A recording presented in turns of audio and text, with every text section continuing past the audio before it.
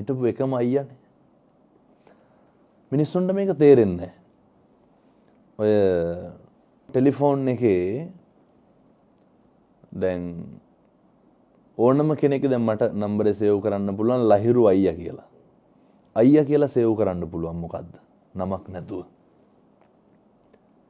සහෝදරයාගේ විතරයි. ආය මට ඔක් කරන්න බෑනේ. ඒක මහා මේ අර දරා ගන්න බැරි ලොකු දුක. ලේම් මසින් ජාතක කරපු දරුවෙක් ශාසනයට දෙනවා කියන එක අයියට අයියාගේ පොඩි එකා මහාන කරන්න දෙනවා කියන එක කී පාරක් හිතන්න ඕනද? තුන් හිතකින්වත් කරන්න බෑනේ. කොහොමද අපේ අම්මයි තාත්තයි දුන්නේ?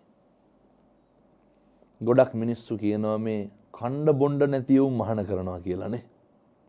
මම එහෙම දැකලා තියෙනවා. ගොඩක් කියනවා මේ දුප්පත් ළමයි ගෙනල්ලා මහාන කරනවා කියලා.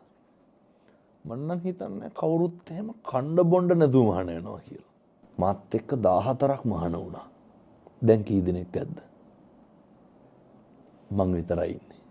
කසාදේ හරි වැදගත් නිවන් දකින්න. කාවන්තිස්ස බේරිලා ඉන්නේ අයියා හින්දා. කාවන්තිස්ස විතරක් නෙමෙයි බොහෝ අලියැත්තු. අයියාගේ ජීවිතේ අම්මට තාත්තට වඩා අලියැත්තු.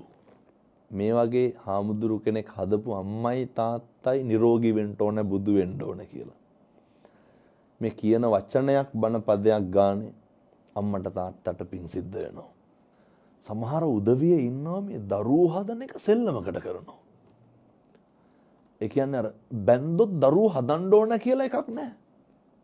දරුවෝ වදන්න හදන්න පුළුවන් නම් විතරයි. ඒ වගකීම ගන්න පුළුවන්. වගකීම ගන්න පුළුවන්. ප්‍රේම සම්බන්ධතාවයේ තියාගන්න මතක තියාගන්න වෙනස් වෙනවා කියලා. අවුරුදු 10 11 ප්‍රේම සම්බන්ධතා තිබිලා විවාහ වෙලා දරුවෝ හදලා කොච්චර තියෙනවද නේ ඩිවෝස් වෙන ඒවා. විවාහ වෙන තරුණ තරුණියෝ දැනගන්න ඕන ඉගෙන ගන්න ඕන පාඩමක් තමයි මේ අර අනේකගේ මතයට ගරු කරන්න අනේක ඉවසන්න අනේකගේ වෙනස් වීම දරා ගන්න බැන